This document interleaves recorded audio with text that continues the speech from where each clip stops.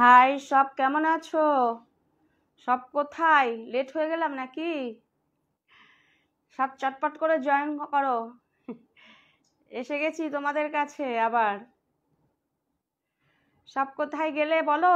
সব কেমন আছো? সব ঝটপট করে চলে এসো। আবার এসে গেছি তোমাদের কাছে গল্প নিয়ে।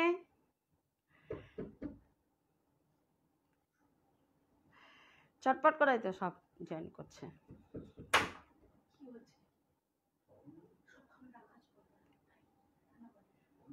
বলো সব কেমন আছো? আশা করি সবাই খুব খুব খুব ভালো আছো। আর আমিও তোমাদের ভালোবাসার টানে আমিও খুব খুব খুব ভালো আছি। তো সব কে কে এসছো দেখি তো একটু। হ্যাঁ, দেখতে একটু মনে হয় দেখা যাচ্ছে।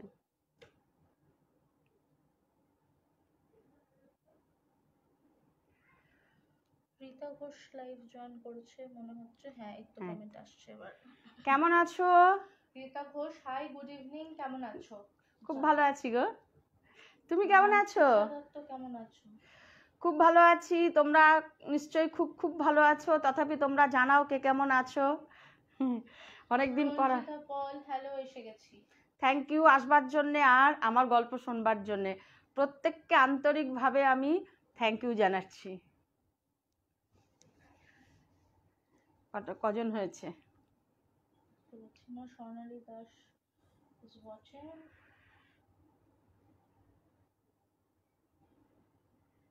Julia Chakraborty is watching. Sulagna Rumpi Banerjee is watching. Hello, এসে গেছি। রঞ্জিতা পল, খুব সুন্দর লাগছে তোমাকে। Thank you. Sarbani Maitra, hello. Trisha Dutta, hi. আর বাদ বাকি যারা কমেন্টস করেছে ওপরে উঠে গেছে, আমি আর দেখতে পাচ্ছি না। আচ্ছা। মহুয়া বসু, শুভ সন্ধ্যা কাকিমা। শুভ সন্ধ্যা সবাইকে। আর রঞ্জিতা বল, আজকে নোটিফিকেশন পাইনি। কেন পাওনি? আজ তো অনেকক্ষণ আগে দেওয়া হয়েছে। হ্যাঁ। আর সুলগ্না রুম্পা ব্যানার্জি বলছে, কতদিন পর দেখলাম তোমায়, কি ভালো লাগছে। Thank you. আর কি বলতো, আমাকে না প্রচুর প্রচুর গল্প পাঠাচ্ছে। তো পাপিয়া, তোমাকে আমি আরেকবার করে বলছি, তো তোমার গল্প আমি পেয়েছি আর সত্যি আমার ভীষণ ভালো লেগেছে। তো আমি নেক্সট টাইম অবশ্যই তোমার গল্প শোনানোর চেষ্টা করব। হ্যাঁ, তো প্লিজ রাগ করো না, আমি পেয়েছি অনেক দিন আগেই। ঠিক আছে, এখন আছো তো? পাপিয়া আছে তো? আসেনি মনে হয় এখনো। এসছে। আচ্ছা ঠিক আছে, তো কটা বাজে? আজ মনে হয় একটু লেট হয়ে গেল। হ্যাঁ, তো আমি শুরু করে দিই। তো তোমাদের আমি ফার্স্ট টাইম একদম শুরুতে আমি তোমাদেরকে বলেছিলাম যে আমার ছেলের একটুখানি ও না ওর রাশিটা ভীষণ হালকা। আর ও কিন্তু আমি একদম আমার ফার্স্ট টাইমে যে গল্পগুলি বলেছি, ও ও সবসময় কিন্তু এই জিনিসগুলি না ও বুঝতে পারে, নেগেটিভিটি বা ধরো তোমার কোনো ভৌতিক কিছু। যেমন আমি দেখো ওর বেশ কয়েকটা ঘটনা আমি বলেছিলাম। তো তার ভেতরে একটা যেটা কিনা ও শুয়ে থাকলে, ঘুমিয়ে থাকলে, যে কেউ এসে পাশে বসলে যে বিছনাটা দেবে যায়, খাটটা যে একটু হালকা আওয়াজ হয় বা নড়ে যায়, এই জিনিসটা তো ও সবসময় অনুভব করে, বুঝতে পারে। তো এটা আমি জানতাম। আর ওর সাথে যে অনেক ঘটনা এরকম ঘটেছে সেটাও তোমাদেরকে আমি বলেছি। যারা না শুনেছো তারা শুনে নিও। তো রিসেন্ট বলতে একদম পরশুদিন, হ্যাঁ পরশুদিন ওর সাথে একটা, আমি এখন মনে মনে কি ভাবছি বলো তো, ওর না আমার মনে হচ্ছে কিছু একটা ওর শরীরে আমি ধারণ করাতে হবে। কেননা ও এতদিন যেইগুলি দেখেছিল সেগুলি, প্রথম কথা হচ্ছে ঘরের বাইরে ছিল, শুধু বিছনায় কেউ বসা ছাড়া। আর দ্বিতীয়ত হচ্ছে কথা, এই দিনের যে ঘটনাটা আমি তোমাদের কাছে শেয়ার করতে চাই, তো সেটা শোনার পরে দেখো তোমরাও মনে মনে ভাববে যে হ্যাঁ সে প্লিজ ওকে কিছু দাও, না হলে ওর ব্যাপারটা ভীষণ ভীষণ একটু ভৌতিক ভয়ানক একটা ব্যাপার। তো কি হয়েছে, আমাদের দেখো আমরা প্রত্যেকে মোটামুটি, আমার ছেলে, আমার মেয়ে, আমরা না আলাদা আলাদা ঘুমাই। হ্যাঁ, তো এসি চললে কি হয়, দেখো তখন তো আর আলাদা শোয়া যায় না, তো তখন আমাদের একসাথে শুতে হয়। তো একসাথে শুলে কি হয়, পিউ আর আমরা খাটে শুই। হ্যাঁ, তো আমাদের মোটা এরকম তোষক আছে, সেইটা পেতে আমার ছেলে নিচেই শুই। হ্যাঁ, তো কেমন আমরা কিন্তু পরপর শুই, ও নিচেই শুলেও কিন্তু ও মোটামুটি আমার সাথে টাচেই থাকে। ও তারপরে আমি, তারপরে পিউ, ও নিচেই তারপরে আমি খাটের একদম একদম ঝুলে গিয়ে মোটামুটি শুই, কারণ পিউ একটু জায়গা লাগে বেশি, পিউ একটু এই পাশে শুই। তো যাই হোক, এখন পরশুদিন কি হয়েছে, পরশুদিন রাত্রির বেলা ও কি করেছে, হঠাৎ আমার না শুলে, যেহেতু আমি একদম সাইডে হয়ে শুই যাতে পিউ একটু কমফর্টভাবে শুতে পারে, তো সেই কারণে আমি হাতটাকে না মানে একদম সাইডে গেলে আমার হাতটা আমি ঝুলিয়ে দিই, একদম নিচেই ঝুলিয়ে দিই। তো এখন একবার ইন্টারাপ্ট করলাম, একজন বলছে কাকিমা তুমি কি পান খেয়েছো না, ওটা জানি না কেন কোনো একটা হ্যাঁ, filter লেগেছে বলে কিছু লাল হয়ে একটা গেছে। হয়েছে জানো তো, ওই জন্য দাঁতটা পিউ শুরুতেই বলেছিল, আবার আমি যেহেতু একটু লেট করে এসেছি, তো আমি বললাম ঠিক আছে আর কিছু করতে হবে না, ও সব বুঝে নেবে। যাই হোক, ওরা তো সবাই আমাকে খুব খুব ভালোবাসে, তো আমার কোনো শারীরিক কোনো অসুবিধা দেখা দিলে ওরা সেটাকে ঠিকই আমাকে ভালোবাসার চোটে ওটা ক্ষমা করে দেবে। তো যাই হোক, এখন কি হয়েছে, আমার ছেলে কি করেছে, হঠাৎ তখন মানে কত রাত, আমি পরে যখন মানে ভোরবেলা, আমিও কিন্তু আর ইয়ে করিনি, মানে ভোর ভোর হবে এই ধরো 3:30, 3:30 তো হবেই, কেন তার অনেকক্ষণ পর ভোর ভোর হয়ে গেছে। এখন আমার ছেলে যখন শুয়ে রয়েছে, সৌরভ যখন, আমার ছেলের নাম সৌরভ, হ্যাঁ, সৌরভ যখন শুয়ে রয়েছে, তো আমার হাতটা যথারীতি যেরকম নিচের দিকে ঝুলে থাকে ওই রকমই ঝুলে রয়েছে। তো ঝুলে থাকার পর হঠাৎ দেখছি আমার হাতটার মধ্যে কেউ মারছে, আমার হাতটার মধ্যে খুব জোর জোর এরকম করছে। যখন আমার হাতটার মধ্যে এরকম জোর জোর করছে, তো আমি ভাবলাম কি, মানে জোরে জোরে হাতটাকে এরকম থাবড়াচ্ছে, তা আমি ভাবলাম হয়তো আমার হাতটা গিয়ে আমার ছেলের হয়তো মুখে, মুখে তো পড়ার কথাই না, মানে মুখের কাছে হয়তো গেছে, ওই জন্য হয়তো হাতটাকে ঘুমের ইয়েতে সরিয়ে দিচ্ছে। আমি আবার হাতটাকে তুলে নিয়ে যথারীতি আমার শরীরের মধ্যে নিয়ে আমি আবার ঘুমাচ্ছি। তো আমি, কি ব্যাপার কিসের জন্য আমি তো অত কিছু বুঝিনি, হঠাৎ দেখি কি প্রায় ওরকম করার পরে, আমি তো তন্দ্রায় আছি, ঘুমে আছি, ওই রকম করার পরে ঠিক আধ ঘন্টা হবে, তখন দেখি আমার ছেলে এইরকম একটা আওয়াজ করে না একদম ছুটতে এসে, আমি গায়ে দিয়ে শুয়ে রয়েছি, আমার ব্ল্যাঙ্কেটের নিচে ঢুকে গেছে। যখন আমার ব্ল্যাঙ্কেটের নিচে ঢুকে গেছে, তো তখন আমি জানি যে মাঝে মাঝে ও এইগুলি বুঝতে পারে, হ্যাঁ, তো সেই জন্য না আমি সেই সময়টাও কিছু বুঝিনি, হয়তো ভাবলাম আমাকে হয়তো মানে বাসছে, আদর করছে, ওই জন্য হয়তো ও ঢুকেছে। তো আমি কি করলাম, আমি আরেকটু পিছিয়ে গেলাম, একদম পিউয়ের দিকে চলে গেলাম। ও তখন যথারীতি একদম আমার বিছনাটার মধ্যে ও শুয়ে না থরথর থরথর করে কাঁপছে। তো আমি বললাম যে যেহেতু এসিটা বাড়ানো রয়েছে, ঠান্ডা লাগছে, ওকে বললাম কি বাবু তুই পুরোটাই কম্বলটা নিয়ে নে, আমি তোর বিছনাটার মধ্যে চলে যাচ্ছি। তো এই কথা বলাতে ওর আর মুখে কোনো কথা নেই, ও একদম কুকড়িয়ে গিয়ে আমার কম্বলটার মধ্যে ঢুকে গিয়ে ও শুয়েছে, আর আমিও নিচেই ওর ওর বিছনাটার মধ্যে ওর ব্ল্যাঙ্কেটে আমি শুয়েছি। তো শোয়ার পরে আমার যেন একটা কিছু মনে হলো যে কি হলো, ও তো চট করে নিচেই শোয়, ওপরে আসে না, তাহলে কি হলো, স্বপ্ন টপ্ন দেখেছে, এইরকম কিছু আমি ভেবে আমিও ঘুমিয়ে পড়েছি। এখন যখন সকাল হয়েছে, তো আমি পিউকে বললাম, পিউ বলে তাই নাকি। তারপরে যখন আমি আমার ছেলেকে জিজ্ঞাসা করলাম, বাবা তোর, আমি তো বুঝতে পেরেছি কিছু একটা ওর সাথে সেদিন রাত্রে ঘটেছে, এবার যেহেতু আমি এতটাই ঘুমের মধ্যে রয়েছে, আর ভোরের ঘুম জানো তো একটু বেশি হয়, তো সেই জন্যে আমি সকালে যখন ওকে জিজ্ঞাসা করেছি যে কি হয়েছে রে বাবা, ও না মানে ওই কথাটা শুনে না ও যেন আবার একটুখানি ঝাঁকুনি দিয়ে ওর গাটা, মানে হয়তো সেই কথাগুলি ওর আবার স্মরণে এসেছে, আবার সেই সিনগুলি ও দেখতে পাচ্ছে। ও বলছে মা আমার ছেলে না একটু গেম খেলার নেশা আছে জানো তো, ও কি করে মানে খেয়ে দিয়ে একটু কম্পিউটারে বসে টসে, তারপরে এসে শুয়ে শুয়ে বেশ কিছুক্ষণ, অনেকক্ষণ, প্রায় কোনো দিন 12টা বাজে, মিথ্যা কথার কোনো ব্যাপার না, 12:30 বাজে ও শুয়ে শুয়ে গেম খেলে, হ্যাঁ। তো ও কি করেছে, আমরা তো ঘুমিয়ে পড়েছি যথারীতি, পিউ আমি ওপরে ঘুমিয়ে পড়েছি, ও পুরো, আমাদের আবার না একটু ব্যাড হ্যাবিট আছে জানো তো, আমাদের পুরো অন্ধকার না হলে, মানে এসির যে লাইটটাও জ্বলতে পারবে না, আর মোটা মোটা পর্দা আমাদের একদম পুরো চারিদিক দিয়ে দেওয়া থাকে, মানে এটা একটা আমাদের ব্যাড হ্যাবিট যে আমরা একটু আলো পড়লে আমরা কেউ, বিশেষ করে পিউ আমি তো শুতেই পারি না, তো সেই কারণে পুরো ঘরটা অন্ধকার। ও যেহেতু গেম খেলছে, ওর মোবাইলের যতটা মানে আলো আসছে, তাতে করে সৌরভ বলছে যে মা আমি শুয়ে শুয়ে দিব্যি গেম খেলছিলাম। এইবারে যখন প্রায় 12:30 পৌনে 1টা বাজে, তখন আমি ভাবলাম যে না এবার আমি ঘুমাবো।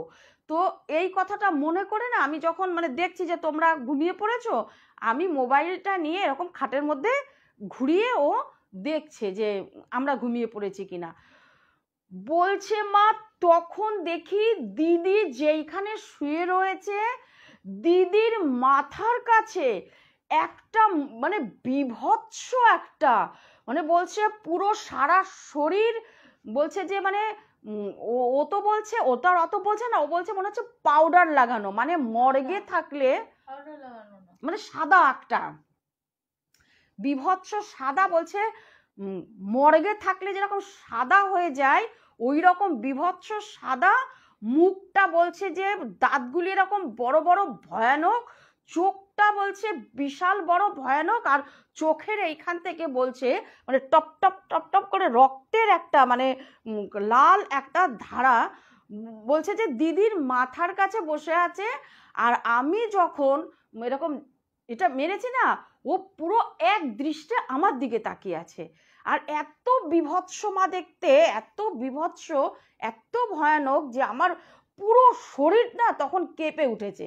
এবার কেঁপে ওঠার পর আমি কি করেছি, তাড়াতাড়ি করে ব্ল্যাঙ্কেটটা মাথার উপরে, তোমরা তো ঘুমাচ্ছ, আমি পুরো ব্ল্যাঙ্কেটটা মাথার উপরে দিয়ে আমি পুরো চোখ বন্ধ করে আমি না শুয়ে পড়েছি।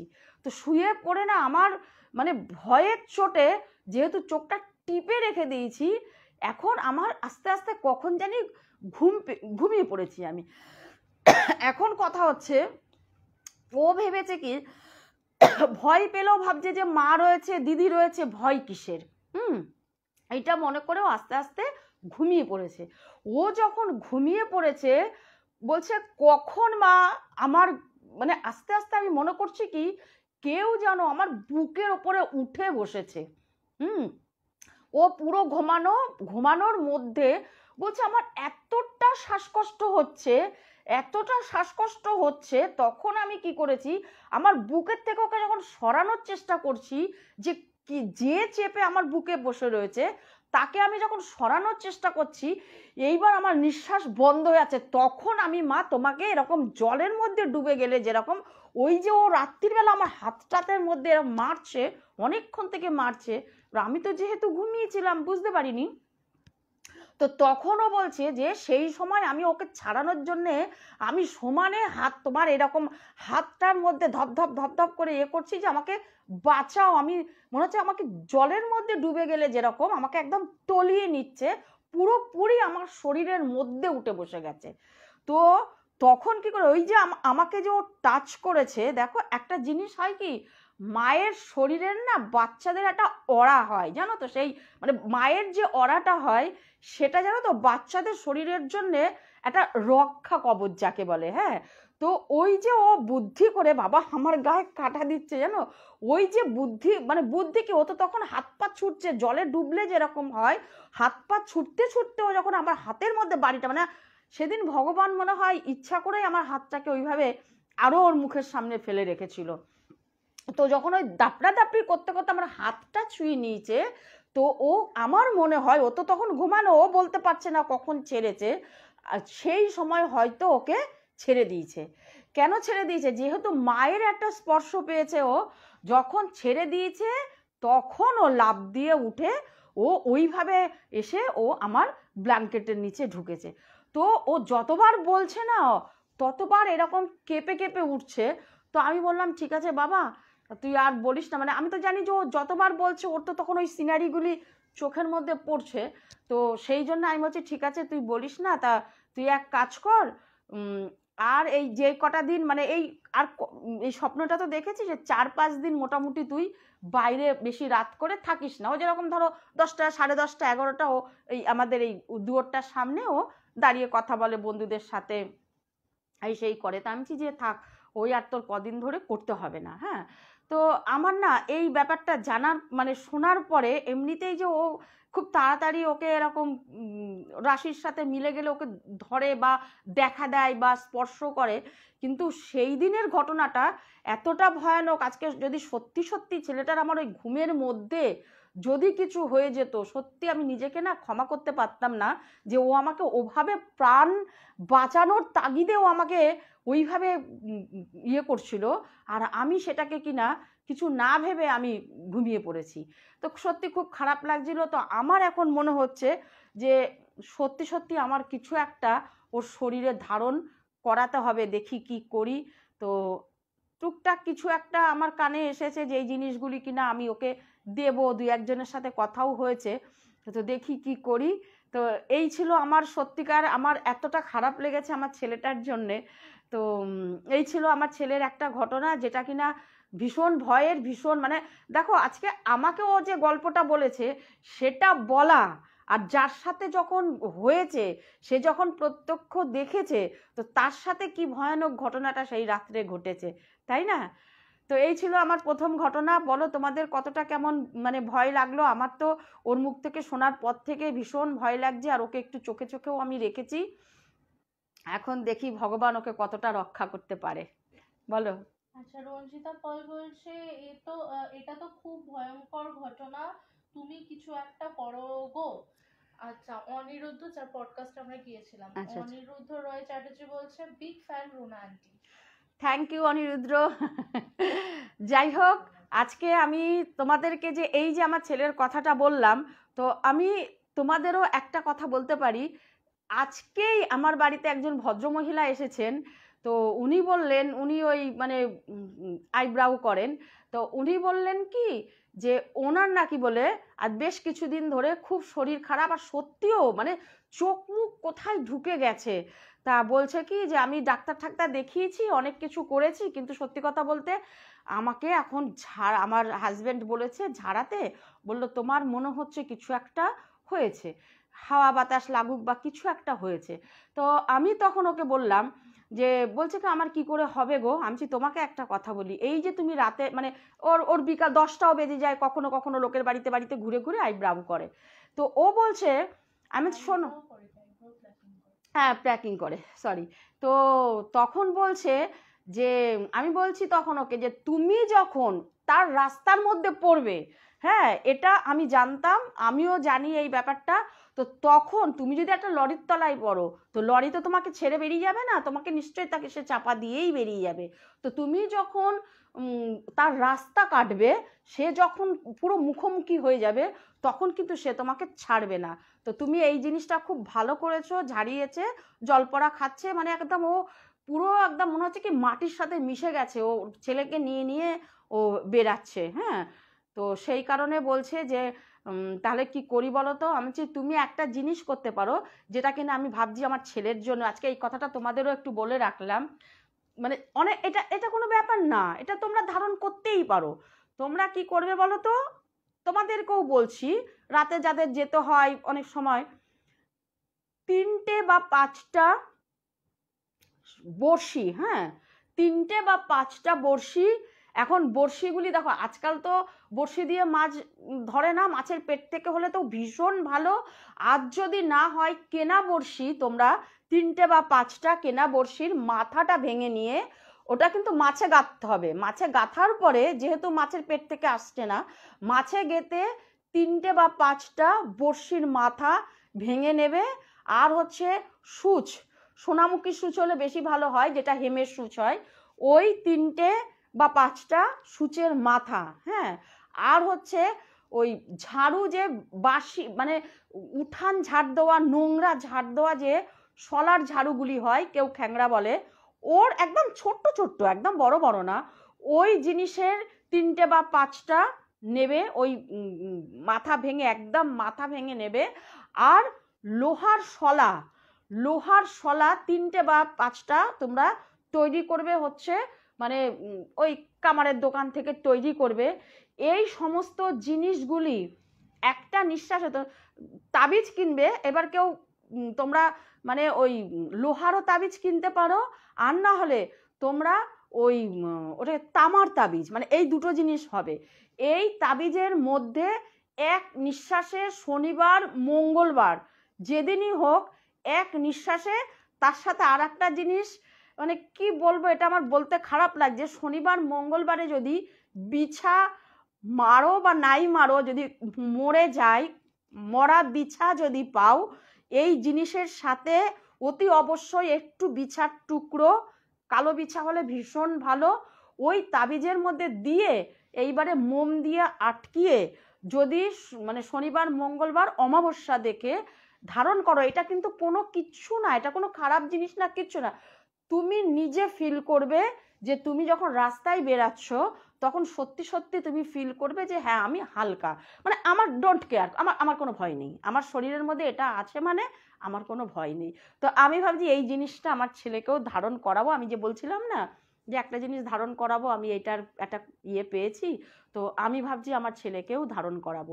তো যে কেউ করতে পারো, যারা একটু বেশি ভয় পাও বাথরুমে যেতে কিংবা এদিক সেদিক যেতে ভয় পাও, তারা অতি অবশ্যই এই জিনিসটা ধারণ করো। হ্যাঁ, আচ্ছা ঠিক আছে, বলো তোমাদের কার কেমন লাগলো, আমি তো কমেন্টগুলি নিতেই পারলাম না। কমেন্টগুলো সব উপরে উঠে গেছে, আর পাওয়া যাবে না। আচ্ছা ঠিক আছে, তো আমি পরের গল্পেতে চলে যাচ্ছি। হ্যাঁ, তো পরের গল্প হচ্ছে এই ঘটনাটা একটা মানে মর্মান্তিক একটা ঘটনা। একটা ছেলে, মানে ওর নাম হচ্ছে আয়ুষ। হ্যাঁ, তো আয়ুষ, আমি কিন্তু কোথাকার কি আমি কিচ্ছু বলছি না, নামগুলি জাস্ট আমি বলে যাচ্ছি। হ্যাঁ, তো আয়ুষ যখন মানে বন্ধু বান্ধবের সাথে গল্প টল্প করে, ভালো, ভীষণ ভালো, মা বাবার একমাত্র ও ছেলে, এক মেয়ে। হ্যাঁ, তো মেয়ে পড়াশোনা করছে, হস্টেলে আছে। হ্যাঁ, আর ছেলে মানে চাকরির খোঁজে আছে, এখনো চাকরি হয়নি, মোটামুটি হয়ে যাবে এরম একটা চারিদিকে ও যখন পরীক্ষাগুলি দিয়েছে না, তো অনেক জায়গার থেকে ওকে পরে আবার ডাকছে যে আবার একটা পরীক্ষা ওদের বাছাই হয়, তার মধ্যে আবার পরীক্ষা নেবে, এইরকম একটা ব্যাপার চলছে। তো সেই সময় একদিন দেখো বিধাতার কি পরিহাস, ওই আয়ুষ কি করে না, বাইক নিয়ে এরকম বেরিয়েছে। তো যখন ও বাইক নিয়ে মানে বিটি রোডে উঠেছে, তো সেই সময় কি করে, পেছন থেকে একটা লরি এসে ওকে মেরে দেয়। যখন পেছন থেকে একটা লরি এসে ওকে মেরে দেয়, ও তখন ওখানেই না স্পট ডেড হয়ে গিয়েছে। তো সেই অবস্থাতে মা বাবার তো মানে যথেষ্ট কান্নাকাটি, মানে আমার বলবো কি, উনি বলতে বলতেও বেশ কান্নাকাটি করছিলেন। তো যথেষ্ট এরকম কান্নাকাটি, যে একটা উপযুক্ত ছেলে, মানে একটাই মাত্র ছেলে, হ্যাঁ, আর এক মেয়ে, মানে খুবই কান্নাকাটি, মানে বাড়ির অবস্থা ভীষণ খারাপ।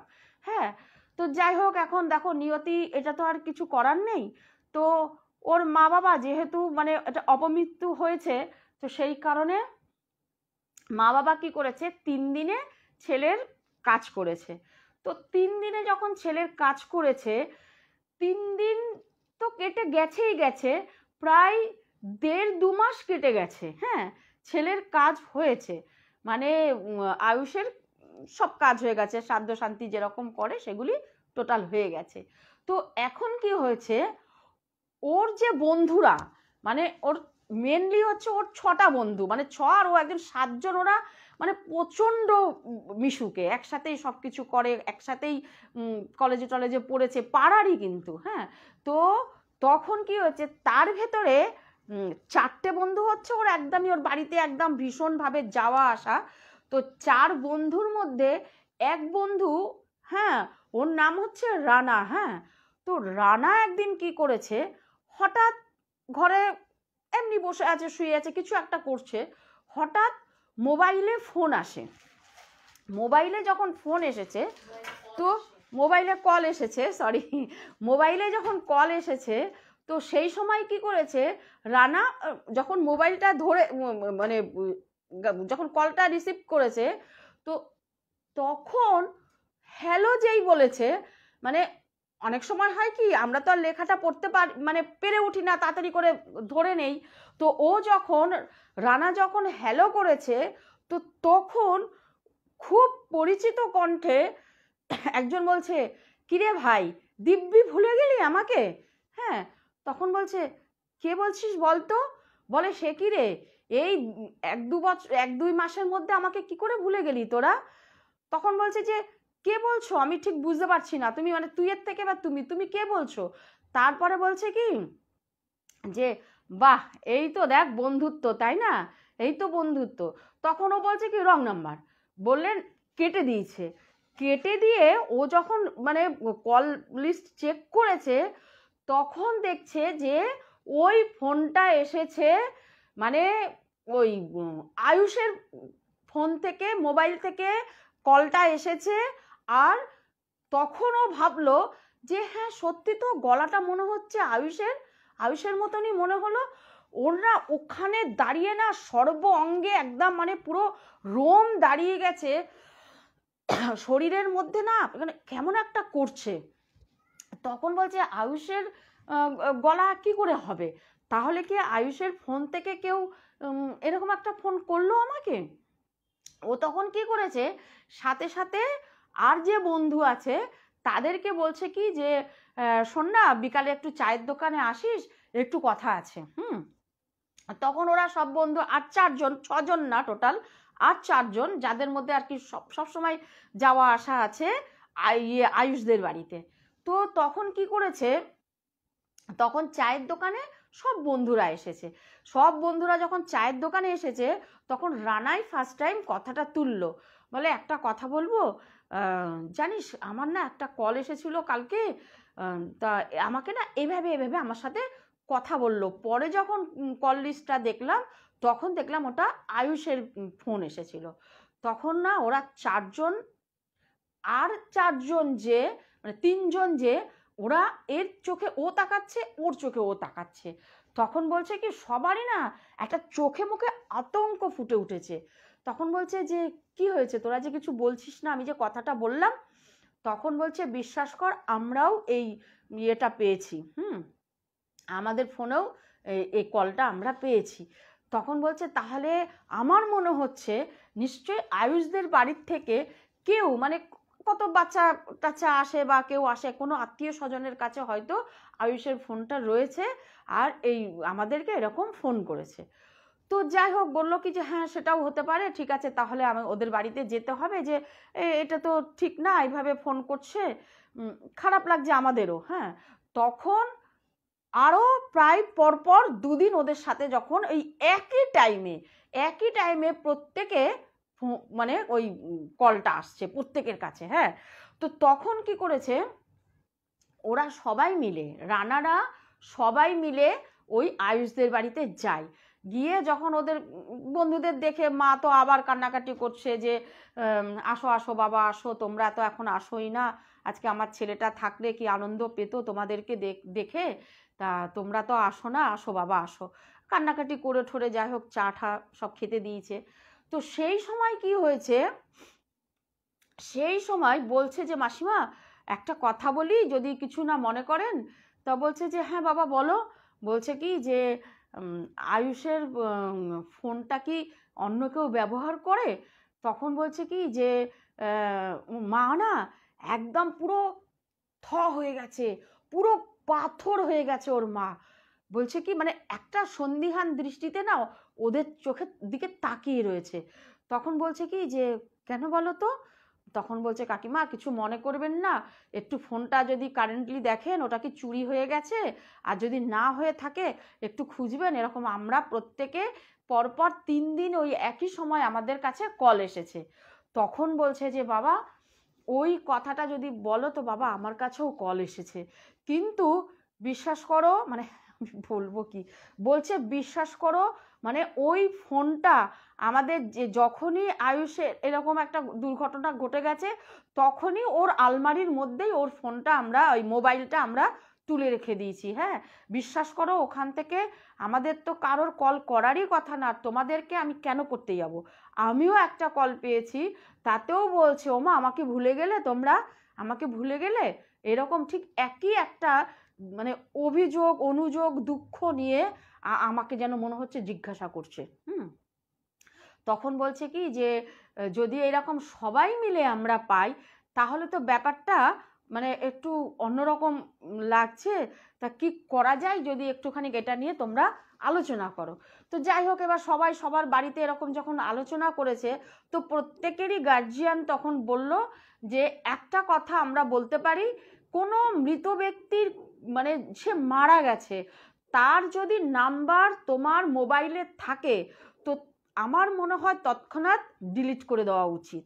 তো তোমাদের সবাইকে আমি একই কথা বলছি, তোমরা মোবাইলের থেকে নাম্বার, যেহেতু ও মারা গেছে তো তার সাথে ওই একটাই তো মানে যোগাযোগের একটা রাস্তা রয়েছে, যেহেতু ওই নাম্বারটা তোমার কাছে রয়েছে, এতদিন তার সাথে তুমি কথা বলতে।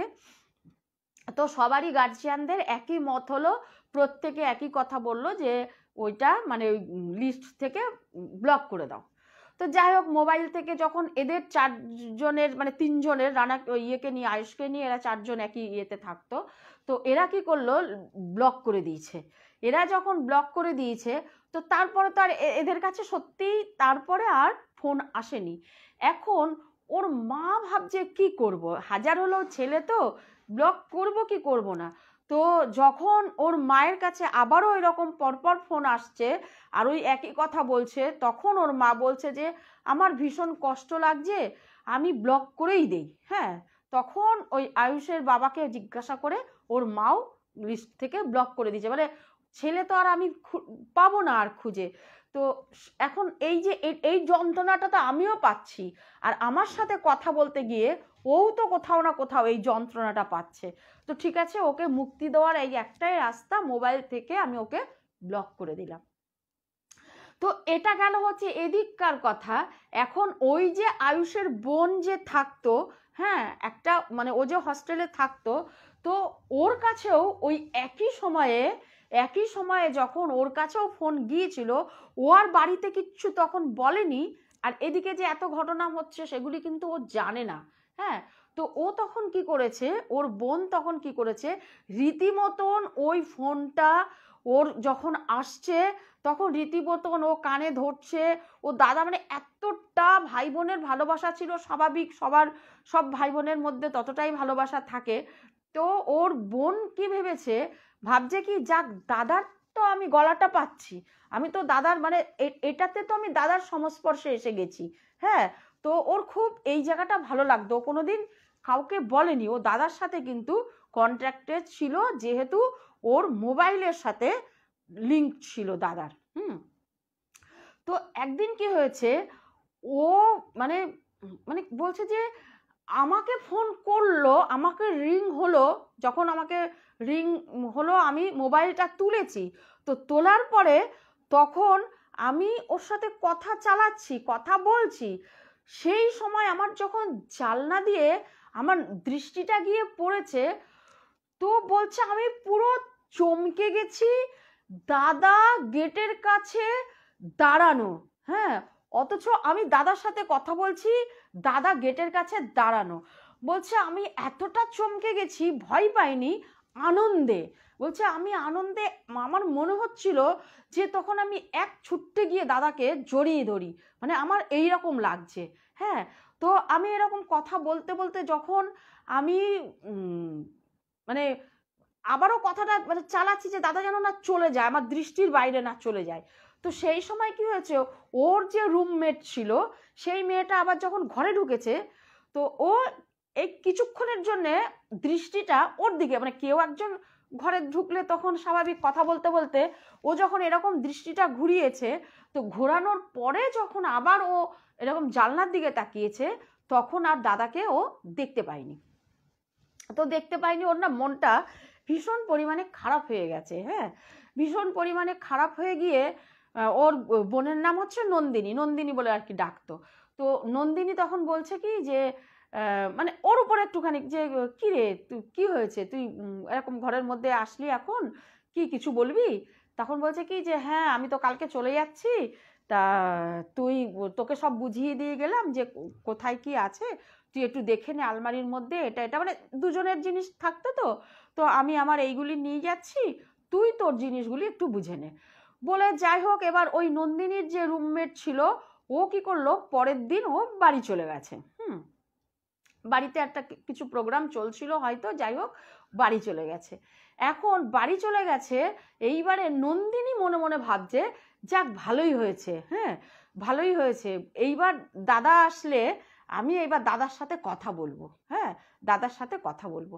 তো আবার না ও শুধু চলে ফেরে আর শুধু ওর মোবাইলের দিকে নজর, যে কখন দাদা ওকে কল করবে। হ্যাঁ, তো কি হয়েছে, পরের দিন যখন নন্দিনী চলে গেছে তখন এই ধরো ওই সন্ধ্যা সন্ধ্যা হবে, তখন ওর দাদার কল এসেছে। হ্যাঁ, আবার ওই মোবাইলটা যখন বেজেছে, ও ছুটতে গিয়ে মোবাইলটা ধরেই না এরকম যখন জানলাটার দিকে তাকিয়েছে, তখন ও দেখছে যে দাদা আরেকটু এগিয়ে এসেছে, মানে গেট থেকে দাদা ঢুকে এসেছে। গেট থেকে যখন দাদা ঢুকে এসেছে, তখন ওর মনে মনে ভাবছে, দেখো এটা ও মনে মনে ভাবলে ওর তো মোবাইলটার মধ্যে মুখটা কানটা রয়েছে, তো ওর মুখ থেকে হঠাৎ বেরিয়ে গেছে, দাদা তুই ঘরে আসবি না? হুম। তখন দাদা বলছে কি, হ্যাঁ আসবো তো, তুই যখন ডেকেছিস আমি আসবো না বল? আমার ছোট্ট বোনটার কাছে আমি আসবো না? তুই যে আমাকে ডাকলি, সবাই তো আমাকে ব্লক করে দিয়েছে, তুই যে আমাকে ডাকলি, তুই তো আছিস একমাত্র আমার, বল কত আদরের কত ভালোবাসার। তো বলেই না হঠাৎ করে ও দেখছে কি যে আর কিচ্ছু নেই, পুরো মিলিয়ে গেল, আর কিচ্ছু নেই, কথাটা বলে দাদা মিলিয়ে গেল। ভালো কথা, ওর তো কি মনে মনে যে মানে দাদার সঙ্গটা পাচ্ছে না, ও দাদার মৃত্যুটাকে ভুলে ভুলে রয়েছে। তো যাই হোক, যখন ও কি করেছে, মোবাইলটা রেখে এবার যাই হোক রাত্রিরে ডিনার ফিনার করেছে, ডিনার করে ও যখন শুয়ে রয়েছে, নন্দিনী যখন ডিনার করার পরে যখন শুয়ে রয়েছে, হঠাৎ ওর মনে হচ্ছে কি বেশ রান্নাঘরের মধ্যে কেউ হাঁটছে চলছে, ঘরের মধ্যে কেউ হাঁটছে চলছে, মানে ওর না, তখন ও ভাবছে যে নন্দিনী তো চলে এই ও তো চলে, ওর রুমমেট যে ছিল ওর নামটা আমাকে বলেনি, বলছে ও তো চলে গেছে, তাহলে ও যখন চলে গেছে রান্নাঘরে কে? হুম, রান্নাঘরে কে? এইটা না ও শুয়ে শুয়ে ভাবছে, আবার ভাবছে কি জানি ইঁদুর টিঁদুর হলো, তো ইঁদুর তো নেই আমাদের ঘরে, আর এইরকম একদম বাসনপত্র একদম উল্টিয়ে পাল্টিয়ে দেওয়ার মতন তো ইঁদুর নেই ঘরের মধ্যে। তো যাই হোক, ও কি করলো না, মানে একটু ভয় পেয়ে গেছে, এমনি কোনো মানে ওর তখন মাথায় আসেনি অন্য কিছু, দাদার কথা বা কিছু, ভয় পেয়ে গেছে যেহেতু একা শুয়ে রয়েছে, ভাবছে কি জানি কোনো চোর গুন্ডা বদমাইশ ঢুকে গেল নাকি, এইটা মনে করে না ওরা সাহস হচ্ছে না ও ঘর থেকে বেরিয়ে দেখবে যে সত্যিই চোর গুন্ডা বদমাইশ কিনা। ও তখন কি করেছে, একদম বালিশ মাথার মধ্যে চাপা দিয়ে ও ঘুমিয়ে পড়েছে। বালিশ চাপা দিয়ে যখন ও ঘুমিয়ে পড়েছে, সকালবেলা ও তখন উঠেছে, উঠে যাই হোক ও মুখ টুক ধুয়ে যখন রান্নাঘরে গেছে, তখন দেখছে যে মানে ও কিছু কিছু খাবার মানে সকালবেলাটা রাত্রে যেটুকুনি বেঁচে টেচে যায় ওইগুলি ও রেখে দেয় রেখে দেয় যে ও পরের দিন ওর সকালবেলাটা হয়ে যায়, আর বিশেষ করে এখন একা রয়েছে, রান্নাটা ওকে একা করতে হবে। তখন ও বলছে, ফ্রিজ খুলে দেখছে যে যেই যেই খাবারগুলি ও ঢেকে রেখেছিল, সেই সেই খাবারগুলি মানে হাত খাপছা করে, মানে পুরোটা ফিনিশড করেনি, হাত খাপছা করে এখান থেকে কিছু ওখান থেকে কিছু করে কে যেন খেয়ে রেখেছে। এখন কথা হচ্ছে দেখো, যদি এই কাজটা বেড়ালের হতো কিংবা ইঁদুরের হতো, তারা নিশ্চয়ই ফ্রিজ খুলে এগুলি খাবে না। তো ও তখন মনে মনে ভাবলো কি হলো, ও না একটু ঘাবড়িয়ে গেছে।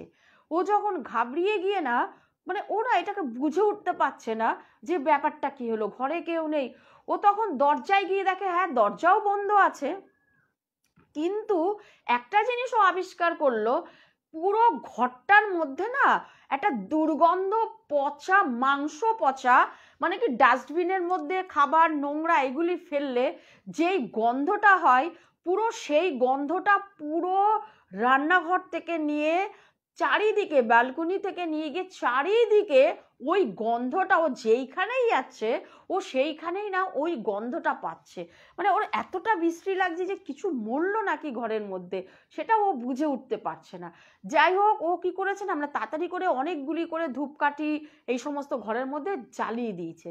তো জ্বালিয়ে দেওয়ার পর এখন কি হয়েছে, ওর দাদার ফটোর কাছে, ও না ওই ফটো রেখেছিল টেবিলের সামনে, ওই ফটোর কাছে ও কি করতো, মালা পরাতো, খাবার রাখতো। ওর দাদা রসগোল্লা খেতে ভীষণ ভালোবাসতো। হ্যাঁ, তো ও কি করতো, প্রত্যেক দিনই মোটামুটি একটা করে রসগোল্লা ওর দাদার জন্য ও রাখতো। হ্যাঁ, তো সেদিন কি হয়েছে, ও যখন দাদার জন্যে রসগোল্লাটা রেখেছে, রাখার পরে ও বেরিয়ে গেছে, ও চলে গেছে কলেজে।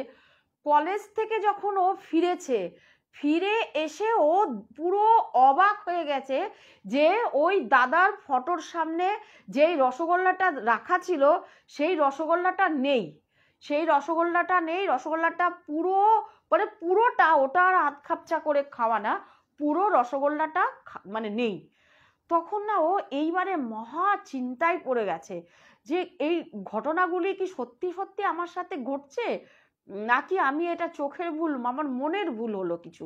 হ্যাঁ, তো তারপরে না ও এইবারে ভীষণ ঘাবড়ে যায়, যেহেতু একা রয়েছে প্রচণ্ড ঘাবড়ে গিয়ে তখন ও মনে মনে ভাবছে কি যে আমিও তাহলে কদিন গিয়ে মায়ের কাছে থেকে আসি, কেননা আমার এখানে ভীষণ ভয় করছে। হ্যাঁ, তো এই জিনিসটা ও যখন মনে মনে ভেবেছে, ভাবার পরে সেই দিন রাত্রিবেলা দুপুরবেলা তো খাওয়া দাওয়া করলো, রান্না বান্না করেছে, খাওয়া দাওয়া করেছে, করে না এইবারে যখন ও একটু তন্দ্রা মতন এসেছে, খাওয়া দাওয়া করে ও শুয়েছে, ঠিক ভর সন্ধ্যাবেলা তখন কি করেছে, হঠাৎ ও দেখছে ওর মানে একটা মানে বলছে কি যে আবারও ওই রকম হঠাৎ করে পুরো দুর্গন্ধতে সারা ঘরটা ভরে গেল। হ্যাঁ, এখন ও না এইবারে এতটা গায়ে কাটা দিয়ে না ও বুঝে উঠতে পারছে না যে ও কি করবে। ঠিক সেই সময় ও দেখছে ওর দুয়ারের মানে বলছে যে আমার দুয়ারের সামনে আমি দেখছি দাদাকে। হ্যাঁ, বলছে আমার মানে এই ঘর থেকে ওই ঘর, তারপর আমাকে রান্নাঘর যেতে হবে। বলছে আমি যখন দাদাকে দেখছি, কি ভয়ানক আমার দাদার চেহারা।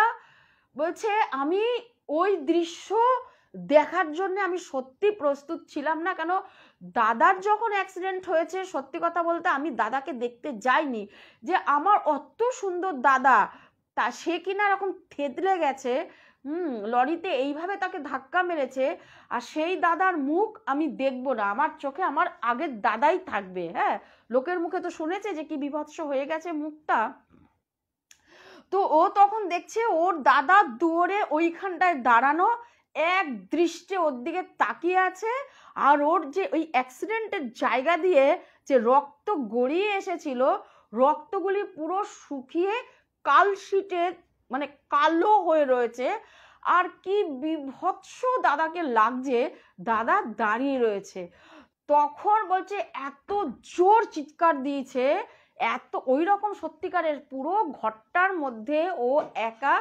তো দেখো দাদা তো আর এখন দাদা নেই, যতই তোমাকে ভালোবাসুক না কেন, তার চেহারা পাল্টিয়েছে, তার মানে এই এই এই পৃথিবীর থেকে সে সরে গেছে, অতএব সে আর এই পৃথিবীর মানুষ নয়, তোমার দাদা হলেও সে তোমার আপন নয়। হ্যাঁ, এই দৃশ্যটা ও যখন কল্পনা করেছে যে আমার দাদা সত্যি আর দাদা নেই, এখন আমি কি করব, তখন ও যখন চিৎকার দিয়ে পড়ে ও নাকি বলে অজ্ঞান হয়েছিল।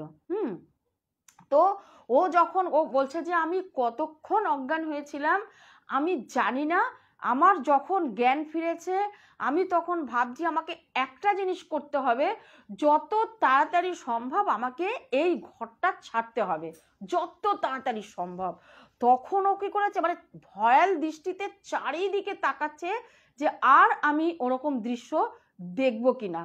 ও তখন কি করেছে, সোজা ওর যতটুকুনো হাতের কাছে যা পেয়েছে সাথে সাথে ব্যাগ তুলে নিয়ে, এক হাতে শুধু মোবাইলটা তুলে নিয়ে ও যখন দরজার মধ্যে তালা দিয়ে যখন বেরাচ্ছে, ও বলছে আমি কুর্তি পরেছিলাম একটা, হ্যাঁ, তার সাথে আমার স্কার্ফ এরকম জড়ানো।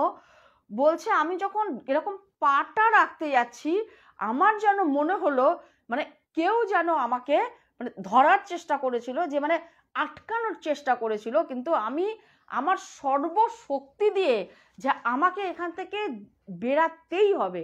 বলছে আমি পুরো সর্বশক্তি দিয়ে যখন আমি বেরিয়ে এসেছি, গেটের এপারে বেরিয়ে এসেছি, তো তখন যেন আমার মনে হচ্ছে, তখন যেন মনে হচ্ছে ঘরের মধ্যে কেউ আছে, আমি জানলা দিয়ে দেখতে পাচ্ছি কেউ একজন আমার দিকে, মানে তখন আর আমি দাদাকে দেখতে পাচ্ছি না, যেহেতু ঘরের ভেতরটা অন্ধকার, অন্ধকারের মধ্যে একটা ছাওয়া দেখতে পাচ্ছি, স্পষ্ট মুখ চোখ নয়, যে এই আমার দিকে মানে এই দিকে তাকিয়ে আছে, গেটের দিকে তাকিয়ে আছে।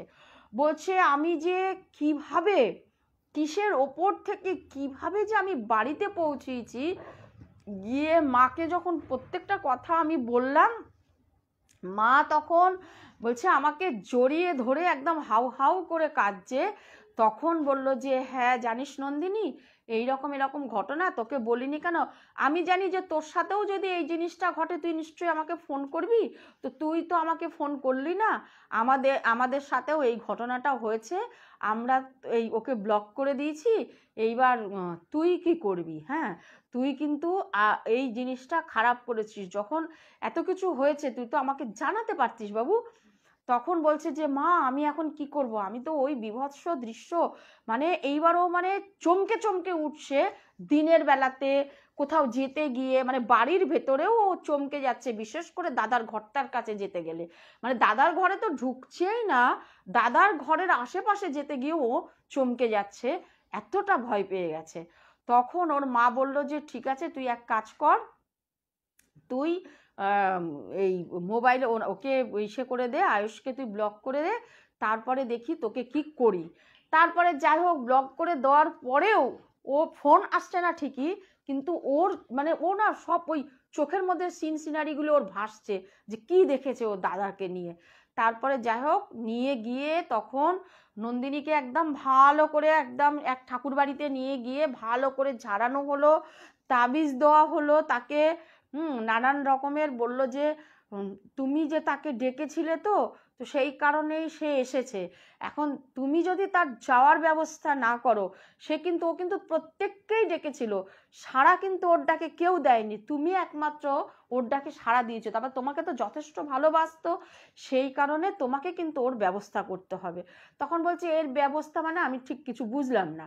তখন বলল যে তুমি বোন হিসাবে আমি তোমাকে বলছি, তুমি যেই রকম ওর মানে আরতি ওই শ্রাদ্ধ শান্তি যেরকম করে তুমি ওই রকম করে তুমি কোনো একটা ঠাকুরের স্থানে হোক বা তুমি গঙ্গার আশেপাশে হোক বা গয়ায় গিয়ে হোক, মানে মোট কথা এমন একটা জায়গায় গিয়ে তুমি করো যে ওর আত্মাটা যেন শান্তি পায়। কিন্তু তুমি কিন্তু আবার যদি ওই ঘরটার মধ্যে, হয়তো তোমার বান্ধবী কিছু করবে না, সে তো তাকে ডাকেনি, তুমি যেহেতু ডেকেছো তো তোমাকে হয় ওই ঘরটায় গেলে তোমার কাছে আসতে চাইবে, আবার এমনও হতে পারে তুমি আহ্বান করেছো এই ঘরেও সে চলে আসতে পারে।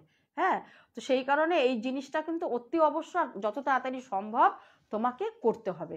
তো যাই হোক তখন যত তাড়াতাড়ি সম্ভব তখন ও বলল যে হ্যাঁ আমি আমার মা বাবা এই কথা শোনার পরে আর এখানে আমরা কিচ্ছু করিনি, আমরা ডিরেক্ট গয়ায় চলে গেছি, গয়ায় গিয়ে ওখানে পিণ্ড দিয়ে চলে এসেছি। কিন্তু আসলে কি হবে, মানে ওই ভয়টা আমার এখনো শরীর থেকে যায়নি, আমি যেন ঘুমালে এখনো মনে হয় ওই বীভৎস আমার দাদার মুখটা মানে আমি দেখতে পাই। হ্যাঁ, তো এই ছিল আমার ঘটনা। তো বলো তোমাদের কেমন লাগলো এই সত্যি ঘটনাটা শোনার পরে? আমারও সত্যি সত্যি ভীষণ মনটাও খারাপ হয়েছে, আমার না একটু ভয়ও লাগছিল।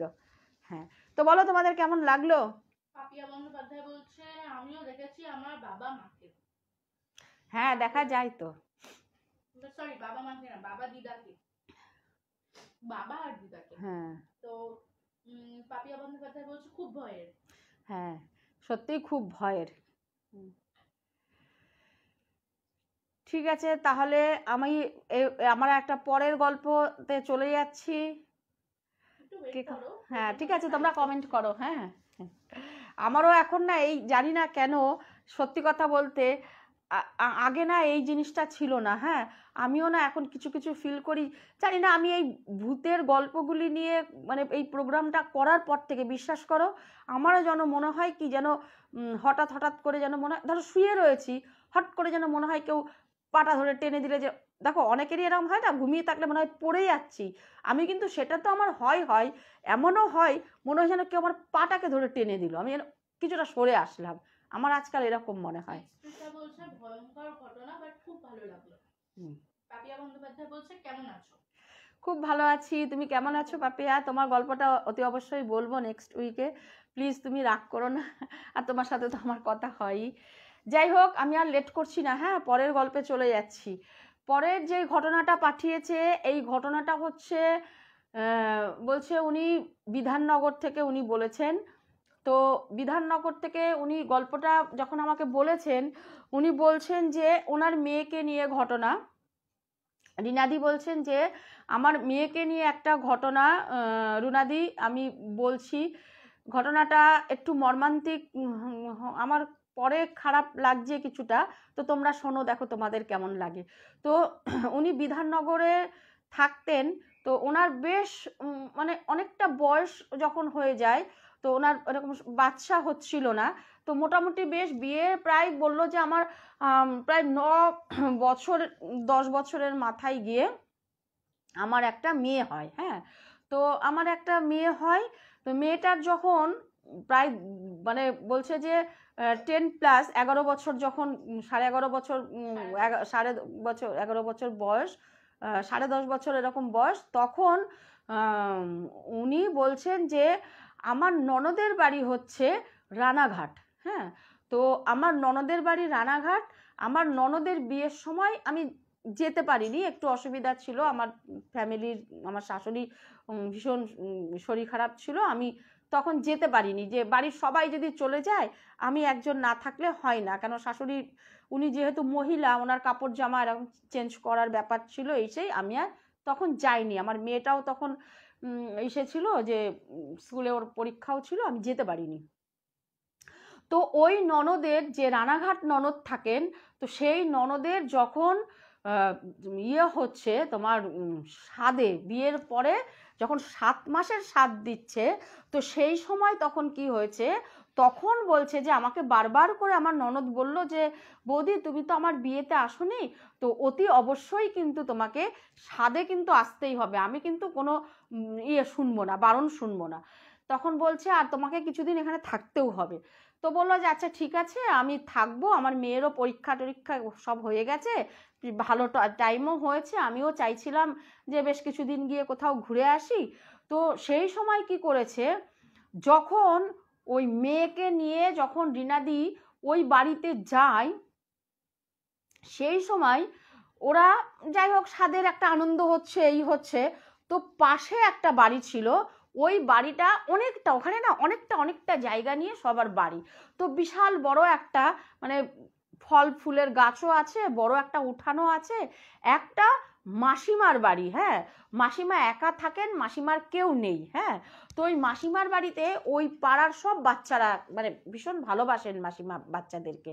তো সেই এই ওর ননদের বাড়িরও কিছু বাচ্চা, পাড়ার বাচ্চা, আর এই রিনাদির মেয়েটা, উনিও গেছেন, ওর নাম হচ্ছে লিলি। হ্যাঁ, তো ওনার মেয়েও ওই বাড়িতে যান খেলতে। হ্যাঁ, তো যখন ওই বাড়িতে খেলতে যায়, তো সেই সময় কি হয়েছে, রিনাদিও কি করতো, ওই মেয়েকে ডাকা খেতে দেবো চল বলে যখন ডেকে ওই বাড়িতে মাসিমার বাড়িতে যেতেন, তখন দেখছেন যে মাসিমা মানে আমার মেয়েকে নানান রকম জিনিস খেতে দিচ্ছে বাটি করে, আর এমন একটা দৃষ্টি নিয়ে আমার মেয়ের দিকে, মানে একটা মমতা, একটা করুণ একটা দৃষ্টি নিয়ে আমার মেয়ের দিকে না তাকিয়ে থাকতেন। হ্যাঁ, তো এই ঘটনাটা প্রায় 5-6 বছর আগের আমি একটা ঘটনা বলছি। তো বলছে যে আমার মেয়ের দিকে না এরকম তাকিয়ে থাকতেন। হ্যাঁ, তো আমি ফার্স্ট টাইম গিয়ে আমি আরও বলছি যে আরে মাসিমা আপনি কি করে জানলেন যে আমার মেয়ে এই খাবারগুলি খেতে ভালোবাসে? তখন উনি হেসে বললেন যে আমি সব বুঝি যে ও কি খেতে ভালোবাসে। মানে অন্য বাচ্চাদেরকে অন্য জিনিস দিচ্ছে, আর সত্যি কথা বলতে আমার মেয়ে যেই জিনিসগুলি ভালোবাসে, ওই মাসিমা ঠিক সেই জিনিসগুলি আমার মেয়েকে খেতে দিচ্ছে। হ্যাঁ, তো তখন কি করেছে, এইবারে 1 দিন 2 দিন এরকম, আমি প্রায় 10-12 দিনের জন্য গিয়েছিলাম। তো এরকম তো আমার যেন ব্যাপারটা অতটা ভালো লাগতো না, যে ঠিক আমার মেয়ের সময় কেন এক দৃষ্টিতে মানে উনি যেন আমার মেয়ের পুরো শরীর নিরীক্ষণ করছেন, হাত পা ধরে এরকম করতো, হাত ধরে ধরে চুমা খেত। হ্যাঁ, আমার না সেই জিনিসটা কেন জানি, দেখো আমি তো এত বছর, বলছে কি দেখেন রুনাদি আমি তো অনেক বছর পর সন্তান পেয়েছিলাম। হ্যাঁ, তো আমার যেন খুব বাজে লাগতো ব্যাপারটা। হ্যাঁ, এই ঘটনাটা মানে দেখে আমার এরকম বাজে লাগতো।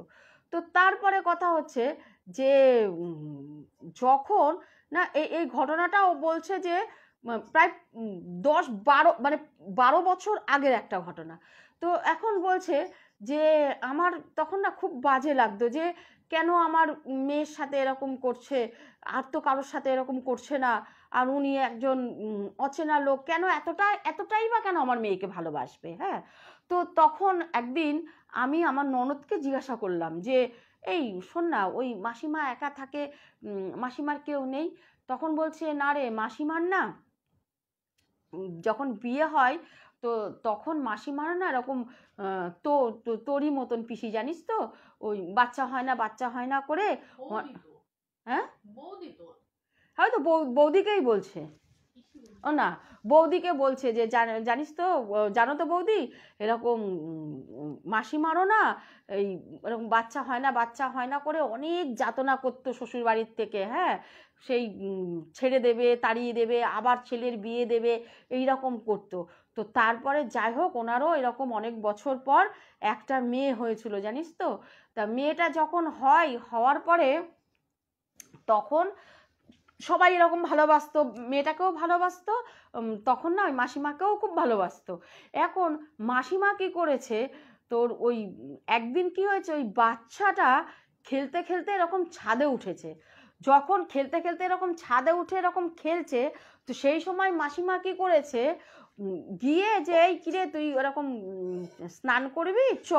তো এবার মাসিমা ওপর উঠে ধরতে গেছে। হ্যাঁ, যখন ওকে ধরতে গেছে, ও কি করেছে, মানে আমি এখন নামবো না, আমি এখন স্নান করব না বলে, এখানে কিন্তু মাসিমারও কোনো দোষ নেই, এই কথা বলে ও কি করেছে, একদম দৌড়ে পালাতে গেছে।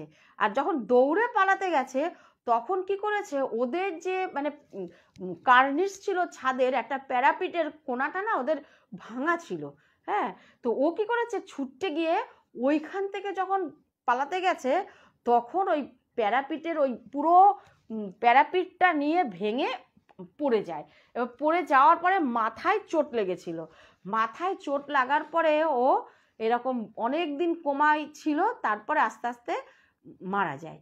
তো বলছে যে যখন মারা যায়, তারপরে তো এরকম চললো, ওনার ওপরে প্রচুর অত্যাচার, যেহেতু এতদিন ধরে এরকম অত্যাচারই করে চলছিল, এতটাই অত্যাচার মানে করতো শাশুড়ি, তারপরে ননদরা, জায়েরা প্রচণ্ড পরিমাণে ওনাকে জ্বালা যন্ত্রণা দিত।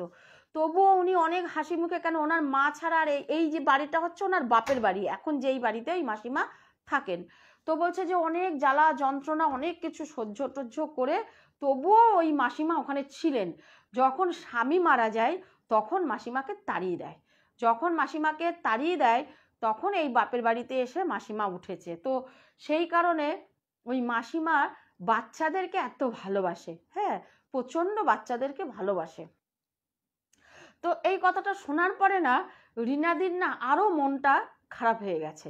মনটা খারাপ হয়ে গেছে যে তাহলে কি মানে ওর দৃষ্টিটা কি, মানে ও অন্যরকম ভেবেছে। হ্যাঁ, যে নিজের সন্তান নেই, সেই জন্যে কি আমার মেয়ের সাথে এরকম করছে, কি জানি কি করবে, খারাপ করবে না ভালো করবে। আমার না আর একটুও না ভালো লাগতো না। আর মানে মাসিমার বাড়িতে যাওয়ার কথা আমার মেয়ে বললে, আর কেন জানি মাসিমার বাড়িতে যাওয়ার জন্যই না, ওই যে যেহেতু খাবারটা পায়, ভালোবাসা পায়, মেয়ে বাচ্চা অন্যান্য বাচ্চারা সবসময় ওই বাড়িতে গিয়ে খেলাধুলা এই জিনিসটা করে, ভালো লাগেনি।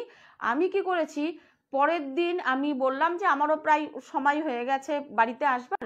হ্যাঁ, আমি তখন আমার ননদকে, ঠিক আছে, ঠিক আছে, বলো বলো। আমি তখন আমার ননদকে বললাম যে তুই এক কাজ কর, ননদকে বললাম দেখো আমি তো এবারে কালকে চলে যাচ্ছি, তা আমি না সব গোছ গাছ করছি, তো দেখো তো লিলি কোথায়। তা বলছে কি যে কই লিলি তো নেই এখানে। তো বলছে দেখে আসো যে তাহলে মাসিমার বাড়িতে চলে গেছে, সব বাচ্চারাই তো ওখানে থাকে, ওখানে চলে গেছে। যখন এইবার না ওর ভীষণ রাগ হয়েছে, রিনাদি বলছে বিশ্বাস করো এটা আমার এখন মানে বলতে অস্বীকারের কোনো জায়গা নেই, আমার প্রচণ্ড রাগ হয়েছে। এক তো আমার ওই মানে মানে সবে ধন এক মানিক, আমি এত কষ্ট করে তাকে মানুষ করে তুলেছি। হ্যাঁ, তো যদি আমার বাচ্চাটার কেউ কিচ্ছু ক্ষতি করে ফেলে, তখন কি হবে। তখন বলছে যে আমি যখন মাসিমার কাছে গেছি, যাওয়ার পরে তখন আমি যখন মেয়েকে বলছি যে আবারও তুই ওখানে কি ব্যাপার রে, তুই চল এক্ষুনি চল আমার সাথে। হ্যাঁ, তখন বলছে যে কোথায় নিয়ে যা, ও তার আগেই লিলি গিয়ে ওখানে বলেছে, হ্যাঁ জানো তো আমরা অদিদান, আমরা আজকে চলে যাচ্ছি বাড়িতে, আমরা এখানে থাকবো না। হ্যাঁ, তুমি আমাদের বাড়িতে যেও, এরকম মানে এতটা ভালোবাসা পেয়েছে, তো তুমি কিন্তু আমাদের বাড়িতে যেও, যাবে তো। হ্যাঁ, এরকম বলছে। তো উনি না কাঁদছে, মাসিমা কাঁদছে। তখন রিনাদি বলছে আমি তখন বলছি যে আপনি এরকম কেন করছেন, মানে আমার ভয়টা কি ওকে, আমার মেয়েটাকে না কিছু করে দেয়, আপনি এরকম কেন করছেন, হ্যাঁ আপনি আমার মেয়ের সাথে এরকম কেন করছেন।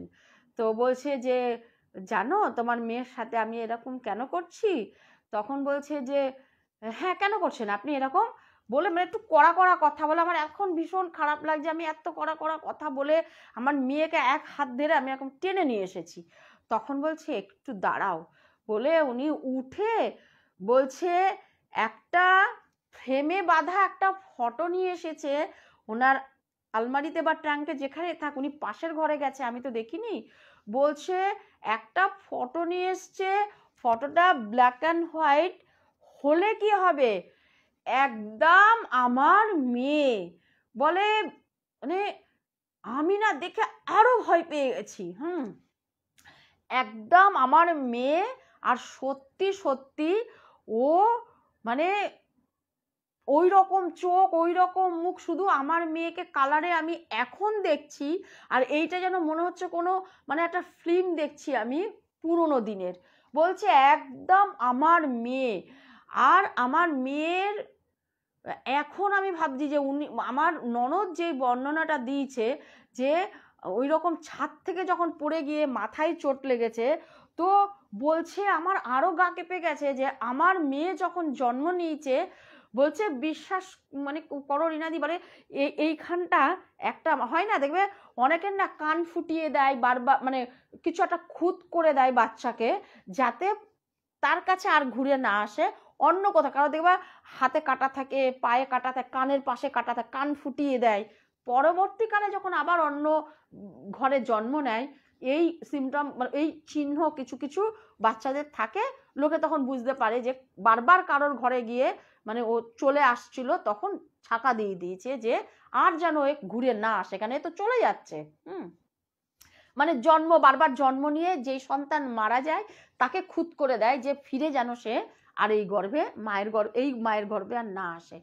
তো ওরা তখন আরো ভয় পেয়ে গেছে, রিনাদি এতটা ভয় পেয়ে গেছে, তখন ওর মেয়েকে নিয়ে একদম হন হন করে মানে আরো শুধু চোখে ওই ফটোটা ভাসছে, হ্যাঁ বহু আগের একটা ব্ল্যাক অ্যান্ড হোয়াইট ফটো ভাসছে, একদম লিলি, হ্যাঁ লিলি আর ও মানে পার্থক্য কিছু নেই, যদিও ফটোটা অস্পষ্ট অনেকটাই, কিন্তু তথাপি মায়ের চোখ তো সবই বোঝে সবই দেখে। তো যাই হোক চলে এসেছে, চলে আসার পরে মানে তখনও আর মানে মানে পণ করেছে আমি এখানে আমার মেয়েকে নিয়ে আসবো না। তো যাই হোক তখন উনি মানে বলছে উনি কাঁদছে রীতিমতন, আঁচল দিয়ে চোখ মুছছে আর কাঁদছে, আর আমার মেয়েও না ঘুরে ঘুরে মানে ওই সমস্ত কিছু না, ওর কিন্তু কিছু মনে নেই, আমি অনেক করে জিজ্ঞাসা করেছি, ও যে তুই চিনিস কিনা জানিস কিনা এগুলি আমি জিজ্ঞাসা করেছি, কিন্তু ও বলছে না, মানে ওই যে ভালোবাসার টানটা লিলি আর মানে ভুলতে পারছে না, ওরও খারাপ লাগছে কোথাও না কোথাও। তো যাই হোক যখন বলছে আমি পুরো আমার ননদের বাড়ির থেকে চলে এসেছি, আমি আর আমার ননদের বাড়িতে সেইভাবে আর আমি যাইও নি, এমনি কথাবার্তা বলেছি। তো এখন মেয়ে বাইরে বোর্ডিংয়ে পড়াশোনা করছে, বলছে আমার এত মেয়ের জন্য কষ্ট হয়, তো মেয়ে এখনো দেরি আছে অনেকটাই, আর মেয়ের ইচ্ছা হচ্ছে সে বিদেশে মানে যে লেভেলে ও পড়াশোনা করছে, বলছে যে বিদেশে যাওয়ার জন্য আমার মেয়ে তৈরি হচ্ছে। তো আমি এখন ভাবছি যে আমি কি করে আমার মেয়েকে ছাড়া থাকবো, কেননা ও যে বিদেশে পড়াশোনা করতে যাবে আমি তার ওর সাথে যেতে পারবো না, হ্যাঁ ও ওকে ছেড়ে আমি কি করে থাকবো। তো তখন আমার ভীষণ না ওই ওই মাসিমার কথাটা তখন আমার খুব করে মনে হচ্ছিল। তো মাসিমার যেই মেয়ে, তো আমি বুঝে গেছি যে আমার মেয়ের আগের জন্মে মাসিমার ঘরেই জন্ম নিয়েছিল, কেন অতটা মিল কিছুতেই হতে পারে না, যদিও যতটাই কিনা ফটোটা নষ্ট হয়ে যাক, তো যতটা মিল। আর আমার মেয়ের ওই কাটা চিহ্ন যে ও জন্মানোর সময় ওর দেখেছি কপালে, তো মাসিমার জন্য সত্যিই আমার পরে যে আমি এত কষ্ট পাচ্ছি, তাহলে উনি চোখের সামনে আবার সেই মেয়েকে দেখতে পেয়েছে, মেয়ের মধ্যে তার মেয়েকে খুঁজে পেয়েছে, তো আমার হয়তো অতটা খারাপ ব্যবহার না করাই উচিত ছিল। তো এত বিবেকের দংশন আমার পরে লেগেছে। তো তখন আমি বলছি, আমি আমার ননদকে জিজ্ঞাসা করেছিলাম যে ওই মাসিমার মানে কোনো খবর যদি, মানে বারবার করে আমি এ কথা ইনিয়ে বিনিয়ে শুধু ওইভাবে ডিরেক্ট বলতে পারছি না। যখন বললাম তখন বলছে যে বৌদি মাসিমা না মারা গেছে গো, খুব মানে খারাপ লাগছে যে এরকম একদিন রাতের বেলায় আমরা অনেকেই পরের দিন সকালবেলা খবর পেয়ে গেলাম, দেখি উনি বয়স হয়ে গিয়েছিল, তো হয়তো কোনো কারণে আর কি উনি এরকম রাত্রেবেলায় ঘরের মধ্যে এরকম মরে পড়ে রয়েছে। সকালবেলা পাড়ার লোক গিয়ে, ওনার তো কেউ নেই, তাই ওনার দাহ সংস্কার করেছে।